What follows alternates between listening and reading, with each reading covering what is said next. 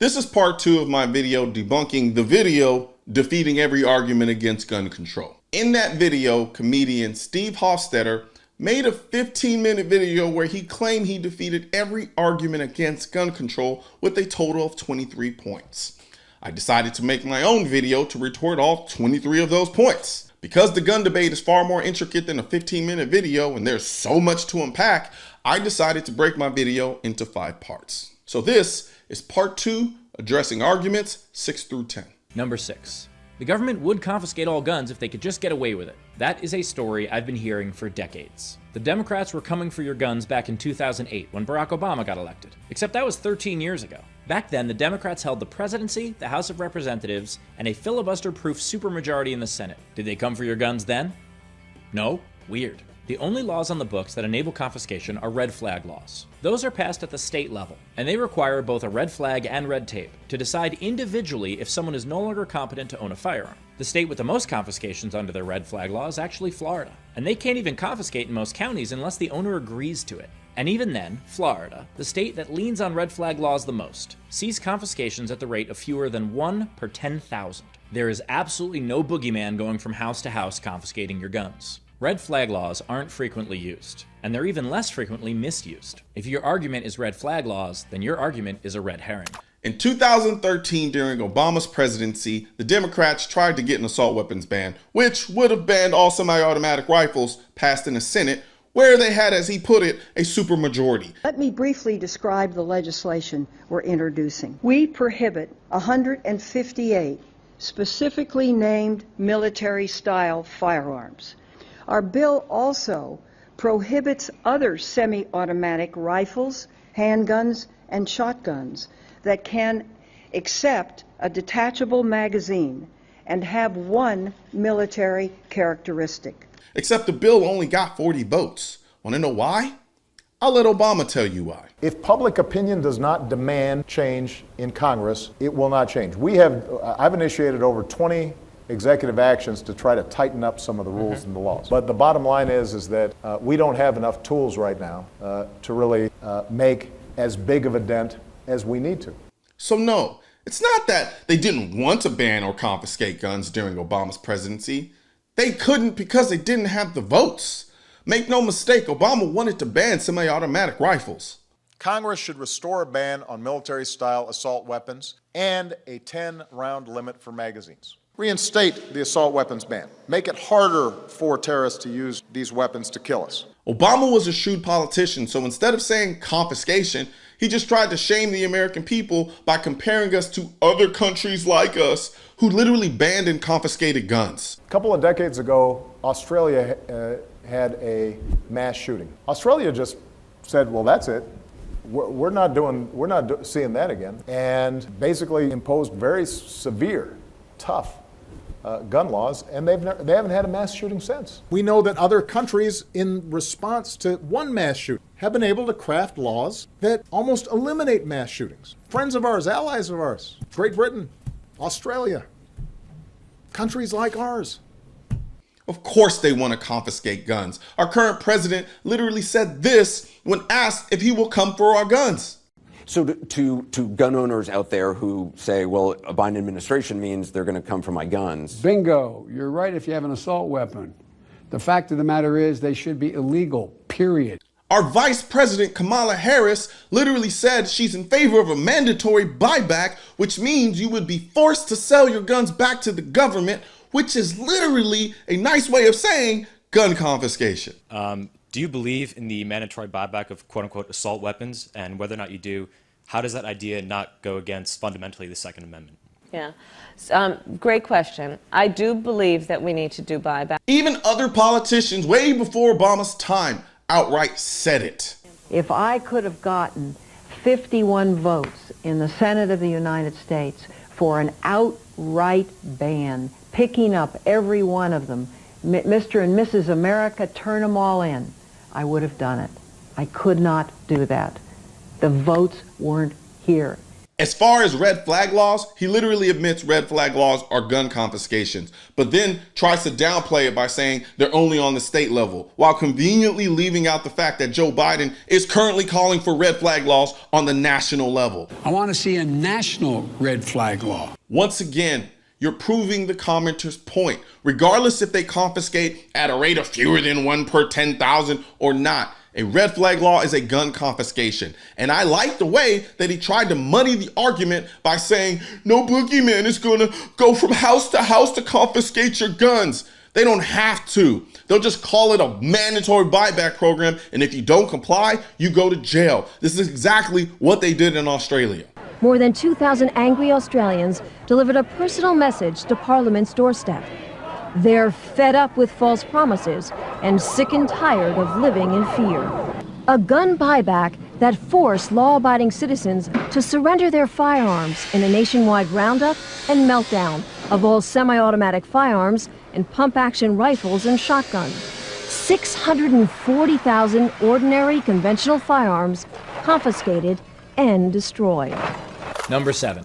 This isn't any of your business. This is a quick one, because kids getting shot at schools and adults getting shot at concerts is everyone's business. Mass shootings don't have to happen to me in order for me not to want them to happen to other people. A study cited by the CDC indicates that there are between 60,000 to 2.5 million defensive gun uses each year. Also, according to the CDC, there were 39,707 firearm-related deaths in the United States in 2019. So almost double the number of people use guns to save a life every year than they are used to take a life. Keep in mind, over 60% of gun deaths are suicide. Actual gun homicide numbers are closer to 12,000 to 14,000. Even further, less than 1% of gun deaths in this country are from mass shootings. To put things into perspective, that's roughly 397 mass shooting deaths compared to 60,000 defensive gun uses each year. And that's on the low end. Not to mention, out of every mass shooting between 1982 and May 2021, 78% of those mass shootings were committed with handguns. And less than 3% of all gun murders, not just mass shootings, are committed with rifles. Less than 3%. Bruh. You have no statistical leg to stand on with this argument. This is a slimeball argument because it inherently assumes that anyone who wants to own a semi-automatic rifle also wants to commit a mass shooting. This is a common shaming tactic to get people to feel like they're responsible for the evil acts of others simply because they own the same tool used by the evil monster to commit their egregious acts of violence. Banning ARs in order to prevent mass shootings is the equivalent of telling all men to cut their penis off to prevent another Ted Bundy. So no, you don't get to dictate how I choose to protect my family and the people that I love because you feel some type of way about guns. I'm not forcing you to own a gun. How you choose to not protect yourself is none of my business. And what guns I own to protect myself and my family is none of yours. Number 8. Registration won't actually do anything. This is a great argument if you don't understand chain of liability distribution. In most states, when a private seller sells a gun to someone with no background check that is later used in a crime, do you know who's at fault? No one. Almost every state allows private sales of firearms with no background checks. And in most states, if you leave a loaded weapon unattended on a sidewalk, the steepest punishment you'll get is the fine for littering. What registration does is take straw purchases from an honor system to an easily trackable crime. And it's not just about creating laws that would prevent the sale of firearms to people who are not mentally fit to own them. It's about creating laws that are actually smart enough to stop that from happening. Registration makes sure that the buyer and the seller are both responsible for following the law, instead of just hoping they'll be. And this, folks, is why I love arguing against dumb, smart people, because they easily sacrifice intellectual consistency for the cheap thrill of sounding smart. Remember how I said you can't enforce a universal background check without a national gun registry, and no one will answer it or no one will contest me? We should have regulations like background checks on every single gun. Now, how would you enforce that? Okay. How would you enforce that without a national registry? All right, so John, respond to that, and then it's going to take it into another quick break here. Look, there are records. I mean, we are a country of people and laws. And if you don't like laws and you want to try to outgun police... He just proved it and doesn't even know it.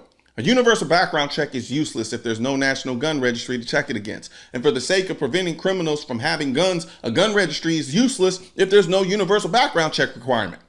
I'll explain. If I want to sell a gun privately to a criminal and there's a universal background check law but no national registry, There's no way to prove the criminal I sold the gun to didn't pass a background check to get it, because there's a database to check it against. If there's a national registry, but no universal background check, all the criminal has to do is register the gun and call it a day without getting a background check, which means the gun registration did nothing to stop a criminal from getting a gun. Universal background checks and gun registrations have to both exist in order for any of them to be useful in any sense. Even with both in existence, in 2019, the Department of Justice found that only 15% of criminals got their guns from friends and family. In 2018, the FBI found that only 2% of active shooters purchased their guns illegally. So if a gun registration would possibly stop only 15% of criminals and possibly only 2% of mass shooters, you really want us to believe that when there's another mass shooting, the government is going to throw its hands up and say, well, we have registration, so we're not going to confiscate the guns next? Like I said, dumb, smart people always expose themselves because they can't resist the opportunity to look like they're smart, even at the expense of intellectual consistency. Shame. Number 9. Hitler made people register guns. First of all, no, he didn't. The Weimar Republic, which is the government that preceded Hitler, had strict gun control laws. And when the Nazis seized power, they relaxed those restrictions. The incorrect theory that you're unknowingly quoting comes from a guy named J. Simpkin. Simpkin, who was aptly named, wrote a book in 1992. In it, he illogically compared gun restrictions in 1928 Germany to what he feared might happen in the modern-day United States. Why is that illogical? Because Hitler didn't come to power until 1932, which makes it very difficult for Hitler to have enacted gun restrictions in 1928, you Simpkins. Also, pardon me if I don't believe your faux outrage at Hitler when you're perfectly fine with Steve Bannon. If you actually cared about the safety of Jewish people, you'd investigate the terrorism at the Capitol. This is probably one of the most disgustingly disingenuous things I've heard on this issue. He's right. Hitler didn't create the registration.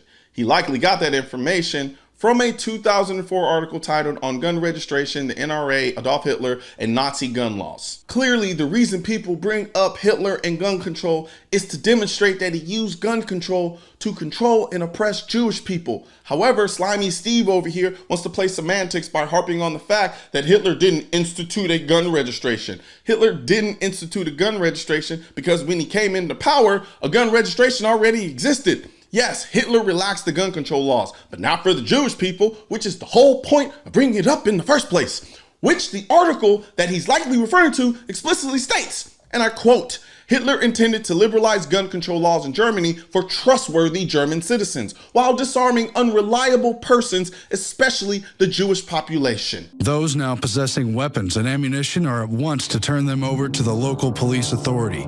Firearms and ammunition found in a Jew's possession will be forfeited to the government without compensation. Whoever willfully or negligently violates the provisions will be punished with imprisonment and a fine. Nazi law, Regulations Against Jews' Possession of Weapons, 1938. Honestly, this next video pretty much tells you all you need to hear. I was born in Austria, and I lived there 7 years under Hitler's brutal regime. We also had gun registration. Oh, the Austrian people they all had guns. But the government said the guns are very dangerous. Children are playing with guns, hunting accidents happen, and we really have to have total control, safety. And we had criminals again. And the only way that we can trace the criminal was by the serial number of the gun. So we dutifully went to the police station and we registered our guns. Not long after, they said, no, it didn't help. The only way that we don't have accidents and crimes, you bring the guns to the police station and then we don't have any crimes anymore and any accidents. And if you don't do that, capital punishment. So that's what we did. Number 10. Criminals won't follow the law, so what's the point? What a wonderful argument against laws. What is the point of a law? A law is to act as a deterrent. Yes, people still often break the law, but way fewer people do something when it's illegal than when it isn't. No one thinks that gun control will end 100% of gun violence. The point is to end some of it. Also, do you think the average person who shoots up a school knows how the black market works? Do you think the black market is just a store in a strip mall next to Joann's Fabrics? You don't just say, Alexa, help me commit crimes. Because if you did, Alexa would just play songs by Leanne Rimes. It is difficult for the average person to buy illegal things without getting caught. And this would make it more difficult. which is a good thing. First of all, this guy is a liar. If the true goal of gun control is to end some of gun violence and not all, they would have stopped at gun control number 1. Instead, we have over 300 federal gun laws and 20,000 on the state and local level. The goal of gun control is to ban guns, period. If the goal of gun control is always to make it a little bit harder for criminals to get guns, where will it stop? He admits that gun control won't stop 100% of gun violence. So this means we'll keep adding gun control laws to make it a little bit harder on the criminals until there's no more Second Amendment to strip away. Unlike other laws, gun control laws always take away 2A rights from people who don't break the law. Murder is illegal. I've already proved that universal background checks and registration would possibly only stop 15% of criminals, if at all. I've already proved that rifles are used in less than 3% of gun deaths and that an overwhelming number of mass shootings are with handguns. So an assault weapon ban won't do anything. So after all those laws are implemented and criminals are still shooting people, what is there left to do? Ban all the guns. It's the only logical conclusion if your goal is always make it a little harder on the criminals to get guns by further restricting the Second Amendment. Besides, you don't get to make laws that infringe on a constitutional right that says shall not be infringed simply because it makes it a little bit harder on criminals. There is no end to that argument. People like you, no, not gingers, just anti-2A unfunny comedians, are the reason we have the Constitution in the first place. You refuse to acknowledge the very high standard required to infringe on a constitutional right. If the justification is always to make it a little harder, there will never be a reason to not infringe on the right. Oh, and one more thing. The irony is that the 6 photos of the mass shooters he highlighted all got their guns legally, except for one. And he stole the gun from his mother. And last I checked, stealing a gun is illegal. We talk a lot about empowerment in this country, except for when it comes to the Second Amendment. However, I can't think of anything more empowering than having the most effective tool to protect you and your family. So help me spread this message by liking and sharing this video with everyone you know. And don't forget to subscribe and leave a comment, because the Second Amendment, when it said militia, it wasn't talking about the government. It was talking about you. Also, if you want to know where to find the I'm the Militia shirt and merchandise, click the I'm the Militia link in the description section of this video. And don't forget to subscribe to the channel. And most importantly, make sure you hit that bell symbol.